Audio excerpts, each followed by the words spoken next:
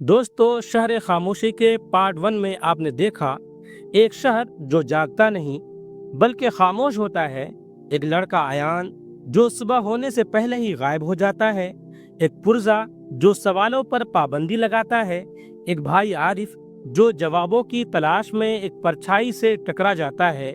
और एक फाइल जो 43 गुमनाम लोगों का सच अपने सीने में छुपाए हुए है। अब आगे। रात की आखिरी करवट अब सुबह की पहली सांस में बदल रही थी, लेकिन शहर अब भी सोया नहीं था। वो जाग रहा था मगर बेजुबान।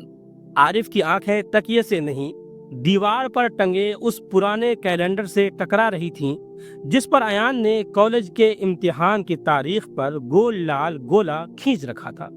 आज वही तारीख थी, मगर अयान गायब था और वक्त भी जैसे थम गया था। सारा अब भी आरिफ के घर में थी। दोनों ने रात भर एक एक फाइल, एक एक तस्वीर और एक एक सुराग पर नजरें गड़ाए रखीं, जैसे कोई पुराना नक्शा पढ़ रहे हों जिसमें सिर्फ दर्द और डर दर्ज हो। सन्नाटे की दीवारों पर अब हर तस्वीर किसी गायब इंसान का चेहरा नहीं बल्कि एक चेतावनी बन चुकी थी। क्या अयान वाकई इसी जाल में फंसा है? आरिफ ने सारा से पूछा, मगर सवाल जैसे हवाओं में बिखर गया। सारा ने धीमी आवाज में जवाब दिया, वो सिर्फ गायब नहीं हुआ, वो उस साजिश का हिस्सा बन गया है जो इस शहर को खामोश रखने के लिए बनाई गई है। तभी एक खटका हुआ। दरवाजे के नीचे से एक और कागज का टुकड़ा अंदर सरका। उसी पुराने अंदाज में स्याही अब भी ताजा थी। तुम लोग अब हद पार कर चुके हो आरिफ। अगली आवाज तुम्हारे लिए नहीं होगी, तुम्हारे पीछे वालों के लिए होगी। सारा ने कांपते हुए हाथों से कागज उठाया और कहा, वो अब हमारे हर पल पर नजर रख रहे हैं। वक्त अब हमारा नहीं रहा। सारा और आरिफ अब इस खेल के खिलौने नहीं रहे थे, वो इस कहानी के किरदार बन चुके थे। अगला सुराग उन्हें एक पुराने इलाके की ओर ले गया, जहाँ की दीवारें इतनी चुप थी जैसे सदियों से किसी ने उन्हें छुआ ही ना हो। उस गली का नाम नक्शों से मिट चुका था और वहां तक गूगल मैप भी साथ छोड़ देता था। बस एक बूढ़ी औरत थी जो किसी चौखट पर बैठी बुदबुदा रही थी, यहाँ रोशनी नहीं आती बेटा, यहाँ लोग नहीं, उनकी यादें लौटती है। आरिफ ने उस बूढ़ी अम्मा से पूछा, क्या आपने यहाँ कोई लड़का देखा है? अयान नाम था उसका। वो औरत कांप उठी, फिर कहा, नाम मत लो, नाम लो तो दीवारें सुन लेती है, फिर वो वापस नहीं आता। इस गली से आवाजें लौटती नहीं बेटा, सिर्फ गूंज बनकर खो जाती है। गली की जमीन पर जगह जगह अजीब निशान थे, जले हुए कागज, पिघले मोम और कुछ जगहों पर गीली मिट्टी, जैसे किसी ने हाल ही में कुछ दफन किया हो। सारा ने एक लोहे की छड़ से मिट्टी को कुरेदा। अंदर एक टूटा हुआ मोबाइल फोन निकला। स्क्रीन टूटी हुई, मगर पीछे एक कागज चिपका था। जो इस गली में जवाब ढूंढता है वो सवाल बन जाता है। सारा ने कांपते हाथों से मोबाइल उठाया।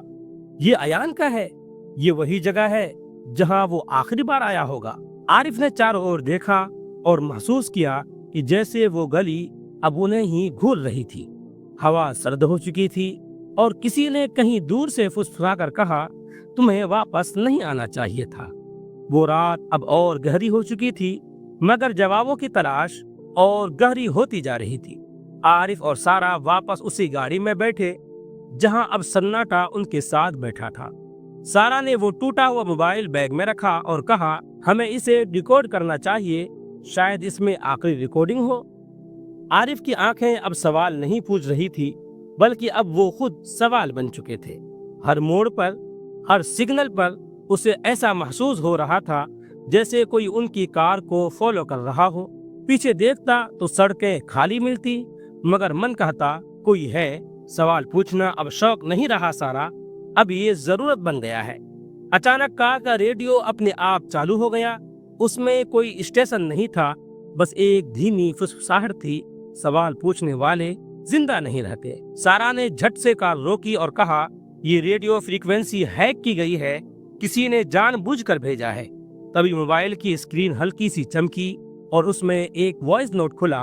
अयान की आवाज थी, अगर ये कोई सुन रहा है तो जान लो, शहर के पुराने जेल में जो रिकॉर्ड फाइलें हैं वहाँ हर गायब इंसान की परछाई कैद है, मेरे पीछे मत आना।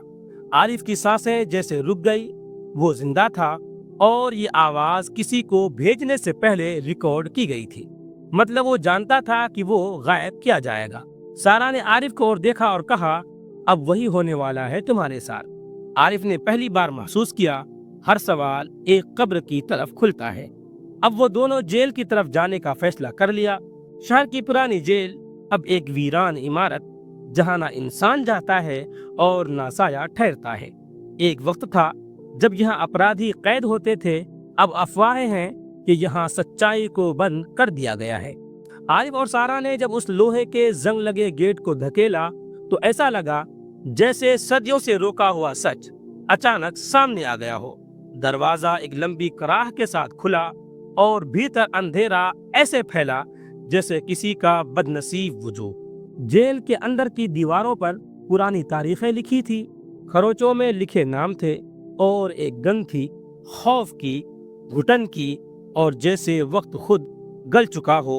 आरिफ ने धीमे से कहा, यह वक्त भी शायद सजा काट रहा है। उन्होंने नीचे एक कूड़े के ढेर में से कुछ जली हुई फाइलें निकाली। एक पर लिखा था missing case file number 17, Ayaan Hashmi. Sara की आंखों में आग जल उठी। तो ये थी वो फाइल, वही जिसका जिक्र ईमेल में हुआ था।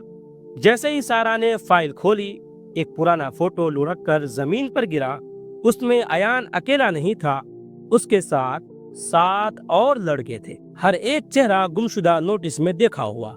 ये सब एक ही रात गायब हुए थे, सारा ने कांपती आवाज में कहा, और सबका नाम कभी किसी रिकॉर्ड में नहीं डाला गया। तभी जेल के एक कोने से एक धीमी सी सरसराहट हुई। आरिफ ने टॉर्च घुमाई और सामने एक दीवार पर लिखा था, सवाल करने वाले यहीं दफन है। एक ठंडी हवा उनके बीच से गुजरी और लगा जैसे दीवारें सांस ले रही थी। वो दीवार बस दीवार नहीं थी, जैसे किसी ने दर्द को पत्थर में घोलकर खड़ा कर दिया हो। उस पर धुंधली उंगलियों के निशान थे, जैसे कोई अंदर से बाहर आने की कोशिश कर रहा हो। आरिफ और सारा अब इस गहराई में थे जहां से पीछे जाना मुमकिन नहीं था। सामने एक लोहे का दरवाजा था, उस पर ताले की जगह सिर्फ एक खून के धब्बे का निशान था। ताजा नहीं मगर गवाह पुराना था। आरिफ ने कांपते हाथों से दरवाजा खोला। अंदर एक छोटा कमरा था, जिसके बीचों बीच एक पुरानी लकड़ी की मेज थी और उस पर ढेर सारी फाइलें फैली हुई थी। जैसे किसी ने यहाँ एक कहानी लिखी और उसे अधूरा छोड़ दिया। दीवार पर कुछ तस्वीरें टंगी थी, गायब चेहरों की, और सबके माथे पर लाल रंग से एक एक्स बना हुआ था।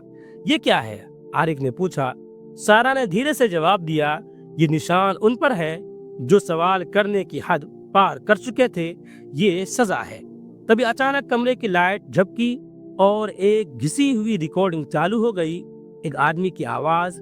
जिन लोगों ने पूछा उन्होंने सच तो पा लिया, पर उस सच ने उन्हें जिंदा रहने नहीं दिया। सारा ने टेप रिकॉर्डर बंद किया और बोली, इनका मकसद सिर्फ डराना नहीं था, ये एक मैसेज है अगले को चेतावनी देने का, और अगला शायद तुम हो आरिफ।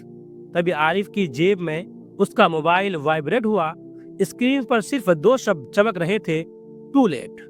सारा और आरिफ ने एक दूसरे की तरफ देखा और पहली बार उनकी आंखों में सिर्फ डर नहीं था, वहां एक साजिश की परछाई भी थी। आरिफ ने मोबाइल को देखते ही सारा से कहा, हमें यहाँ से निकलना होगा, कोई हमारी हर हरकत पर नजर रख रहा है।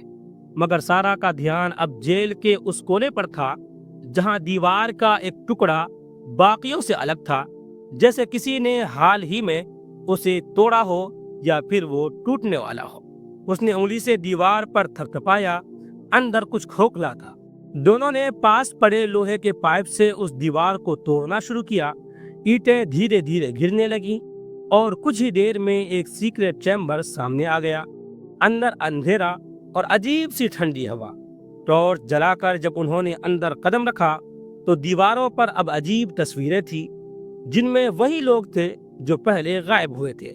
मगर इस बार वो मुस्कुरा रहे थे, जैसे कैमरा उन्हें लापता होने से ठीक पहले कैद कर चुका हो। एक कोने में फर्श के नीचे एक और फाइल रखी थी, धूल से सनी हुई, मगर उन पर लिखा था فائل نمبر 0، سب سے پہلا غائب انسان۔ سارا کی سانس تھم گئی۔ اس فائل کو کبھی کسی کیس میں شامل ہی نہیں کیا گیا۔ یہ شاید سب کی شروعات ہے۔ انہوں نے جیسے ہی فائل کھولی، پہلا پیج ہاتھ میں آتے ہی ہوا بھاری ہو گئی۔